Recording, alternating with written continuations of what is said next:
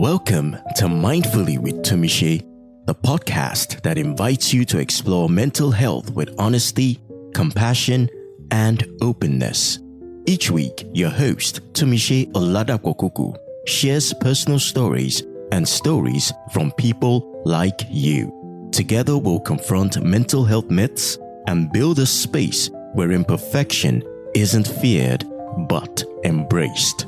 From self-esteem struggles to relational conflicts, we're here to discuss it all, with guidance from experts and real raw stories that inspire healing. It's time to live mindfully. It's time to be compassionate with ourselves and each other. Mindfully with Tumishe, new episodes every week, available wherever you listen to podcasts or at blackimages.com.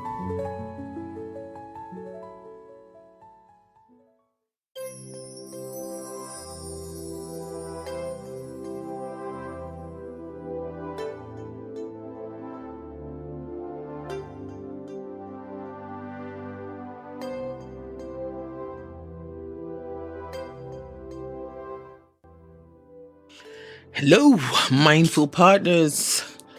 And just like that, we're in the 5th month of 2026. I find myself particularly grateful for this month because this time last year, this year, 2026, began. I will explain that, don't worry. It was in the 5th month of 2025 that I stepped into a season of silence. A silence I did not want to lean into. I kept going, I kept showing up, recording episodes, meditating, writing, praying, and all the psychosocial mindful tools that I had in my life survival kit until my body forced me to. By August, I had no choice. If you have followed Mindfully with Tumishe long enough, or at least since February when season 7 kicked off, you know. And that silence has definitely changed the tone of Mindfully with Tumishe.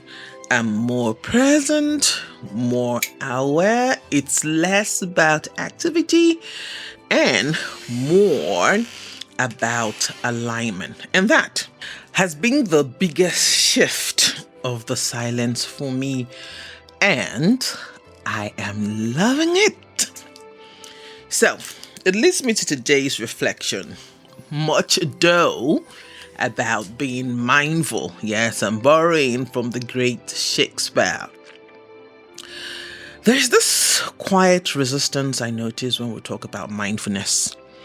It's almost like to be mindful is to be soft, to be fragile, to be less resilient. But I want to offer something different today.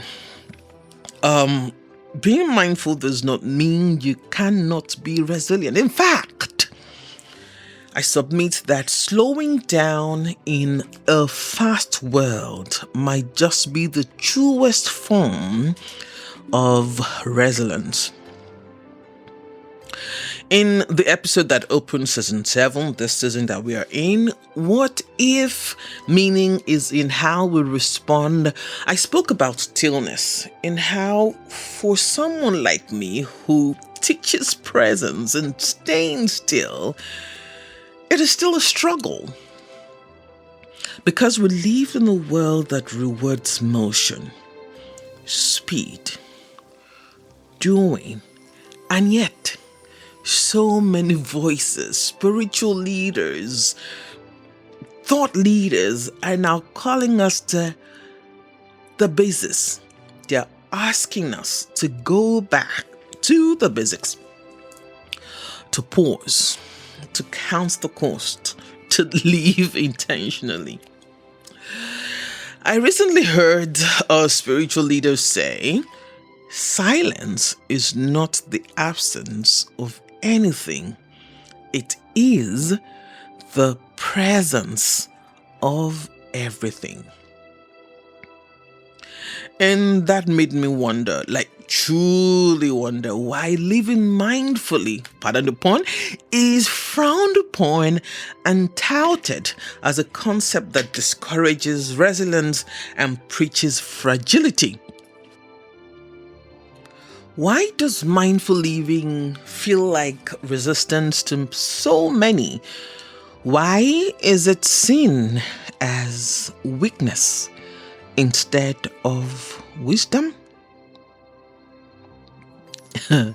Then we get to the part that really touches nerves: vulnerability. Because vulnerability is often interpreted as weakness, because being vulnerable connotes not just weakness, but that one is not strong enough to navigate their problems. I hate the word, by the way, problems. I'll get to that later on in the show. But vulnerability is interpreted as weakness, as if to be open is to be incapable. But I think part of that comes from how we were raised. We're taught to protect ourselves, to hold things in. And I'm not mad at that, really, because sometimes you really have to. And if you're Yoruba, you will understand this one. Gbogbo aṣọ kọ́ là ń sá sóòrùn. Simply transliterated, you don't spread all your clothes out in the sun. I think you do. Every language has this in some form or in some way. You don't spread your laundry. Is that what they say? So you don't. Well, I'm used to the Yoruba one. And then you get to a place where you are probably what's the word I'm looking for now? Disagreeing with someone, and you do not know how to go around that conversation. And then you go to the other part that says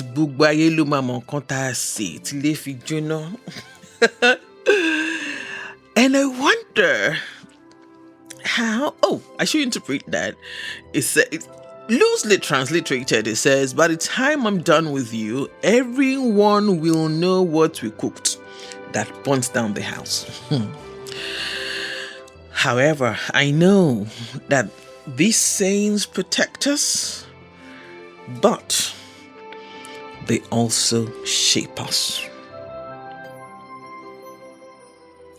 I promise you I will get back to why I do not like problems. I see what we call problems, and I have learned to call problems questions.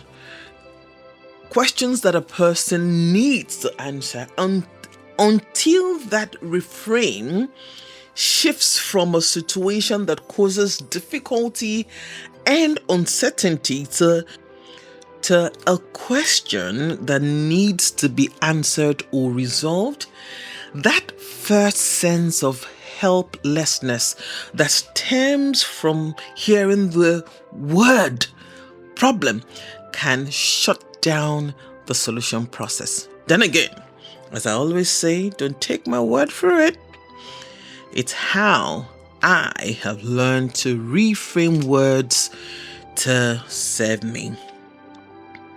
So let me gently, very gently, challenge something here, or more like invite you to find a word that is not problem and can help you navigate life's storms and turns.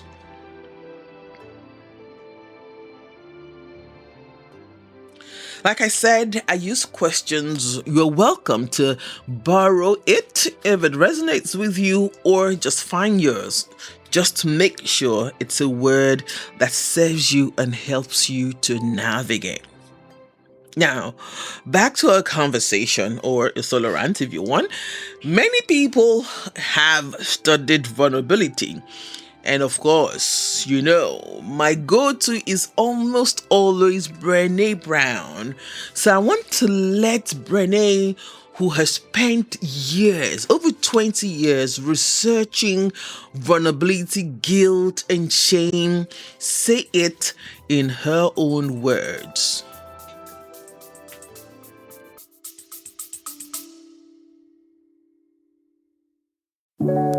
Sometimes clarity comes in silence. Other times it takes a gentle nudge, a conversation, a question, or a pause you didn't know you needed. That's what BHM coaching at Black Images offers. Not a fix, not a formula, but a space. One where your story is safe and your growth doesn't have to look like anyone else's. You can begin with a free discovery session. Just 30 minutes to breathe, reflect, and maybe, if you're up for it, sit with guided meditation. If life feels loud and you need support now, there's mindful coaching on the go. Short, focused check-ins that help you stay grounded when things feel shaky.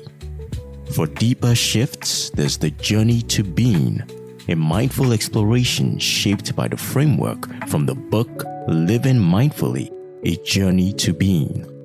This isn't about perfection. It's about presence.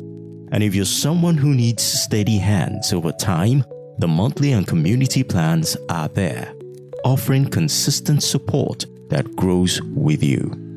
Visit blackimages.com when you're ready, not to be fixed, but to be seen.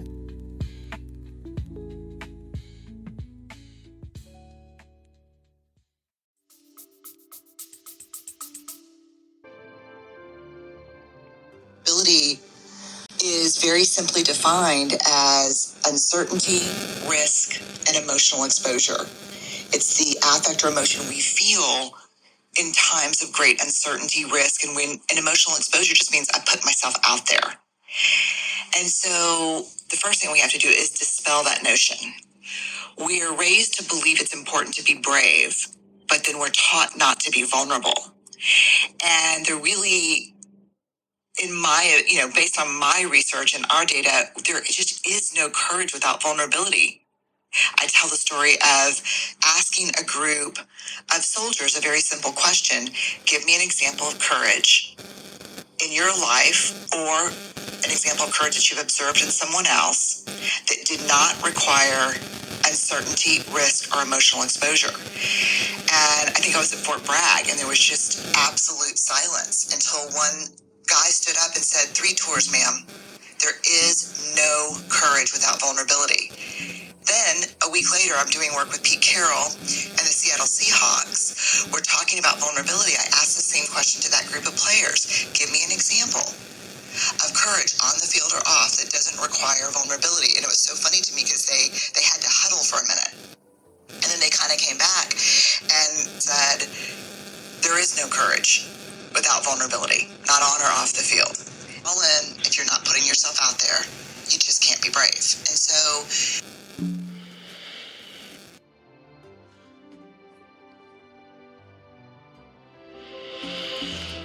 sit with that.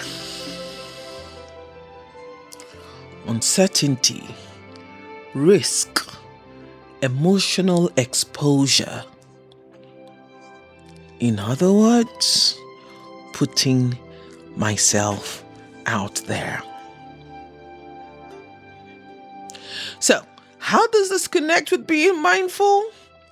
One word: courage. Being mindful is having the courage to sit with yourself, to listen, to notice, to question. Courage to tell yourself that the way you responded to an event, especially if it is a negative response, needs to be investigated and dealt with. As always, I have 2 stories to share that may help bring this full circle or give some clarity. But before I hear these stories, let's take a pause. Take in a deep breath with me in through your nose. Hold it. And exhale slowly through your nose. Again, inhale through your nose. Hold it, but this time, sigh it out. And let everything go. Allow yourself to settle right where you are, because sometimes it is easier to receive a story when your body is not in a hurry. Now, from this place, let me tell you my stories. Not many of us have been taught how to disagree amicably.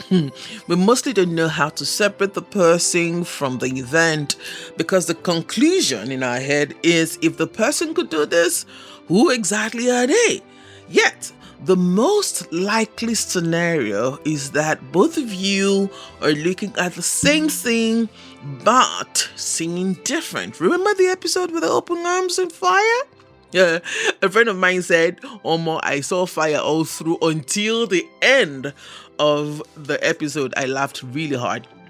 And if you've not heard that episode, just check the link in the show notes. Hopefully I'll remember to put it there. So it takes real courage to be able to take responsibility of your part in that misunderstanding by willing to put yourself out there, aka vulnerable, not minding how the other person would receive or perceive, so long as your courage is from a place of love rather than putting up a defense.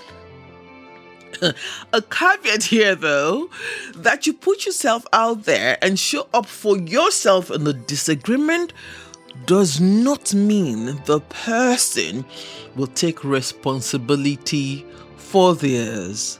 Ergo, disagree amicably. So, manage your expectations. Don't worry, I'll get to the story. Put at the back of your mind, this person is also trying to navigate life through their environmental and cultural lenses. Appreciate how they have grown, because you have evolved to the point that you are mindful of your own response sequences. So, story 1. A friend just very recently called me out, and gently too. She said I had left out an important information about my health. Before now, I would have apologized and then shut down and then withdraw until I felt ready again to reconnect with the person. But this time, I paused, I kind of did some reflection, and then the next morning I reached out, I thanked her, and I explained why I did what I did. And she laughed, she understood, and me, I brewed a large pot of coffee to celebrate my growth. I was so glad, because as a person who truly hates confrontation, responding to that text, to that message my friend sent to me, was truly going out of myself and putting myself out there. And I must tell you, the response was so beautiful. And I remember her laughing and saying, I feel calling out. No, but it was really, truly freeing for me. So the other one, this one is in the kitchen. I was in the kitchen baking bread and oiling my bread pan. But the way I was doing it, you would have thought that someone was standing behind me with a cane. It was urgent. It was very, very tense. It was almost fearful. And then I caught it. I recognized the voice that was saying that behind me. I knew where that response sequence was coming from. And I can bet you too, I've already guessed where that response sequence was coming from. Then I said to myself, slow down. This is your home. This is your kitchen, and you truly enjoy doing this. And so I slowed down, and interestingly, I finished oiling my pan faster. So, what is the truth here? Mindfulness is not about the absence of resilience. It is not fragility. It is not weakness. It is awareness. It is courage. It is agency. It is not about using boundaries to punish people. It is not about shutting people out. It is about knowing yourself and respecting yourself. Because, let me be truthful to you, people will push. But mindfulness says, I know where I stand. It is about finding your tribe, even if it takes time. It is about recognizing you matter just as much as others do. And as my people will say, Moja Mosa ni afi mo akinkanju. The brave one is the one who knows when to fight and when to retreat. And that, my friend, is boundary. Being mindful is being present with yourself and with your world, understanding your stories, building tools, choosing your responses again and again and again. So for one last time today, take in a large, deep, cleansing breath and sigh it out. And gently ask yourself, where in my life am I reacting instead of responding?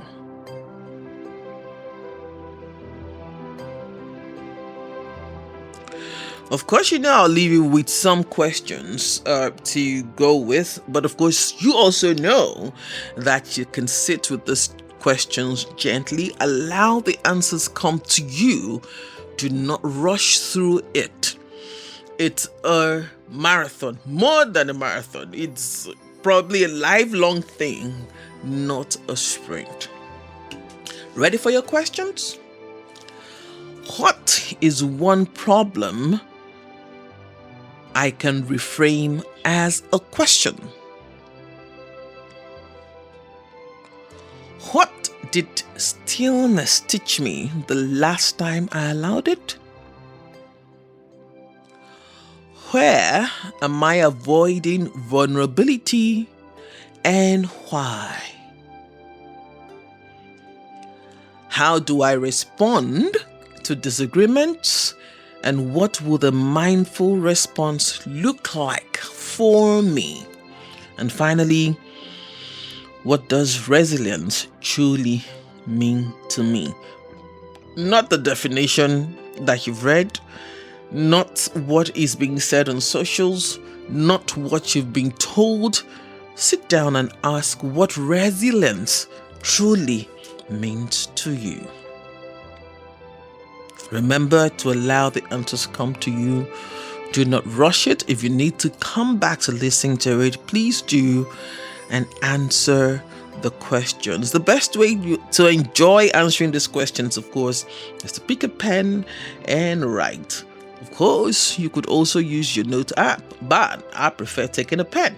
So pick a pen, get a journal, and just answer these questions for yourself. So thank you for listening. I'm grateful. If anything in this episode resonated with you in any way, please follow, share, give us a like. That gives us a little bit more visibility and a way to share more of mindful living tips and reframing mental health questions with others. And I truly would appreciate it if you do. Then, if you think it supports your journey, join the WhatsApp group. The link is in the show notes. And you and I can continue, and maybe we could help each other gain more clarity. And as some of you may already know, I wrote a book with the title, Living Mindfully, A Journey to Being. If you need to get a copy, check again the show notes, or you can find on Amazon, on Seller, and Rotten Heights. Thank you.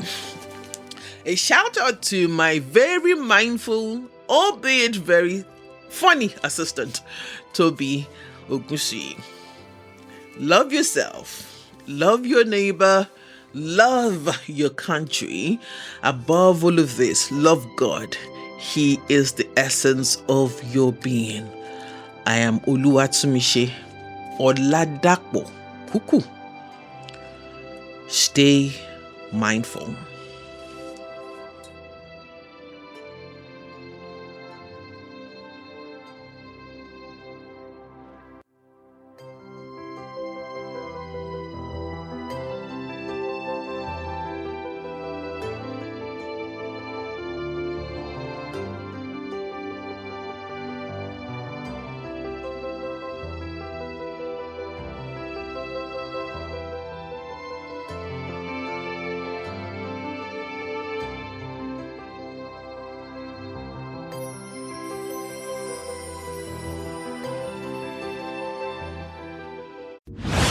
This is Mindfully with Tumishe, brought to you by Black Images.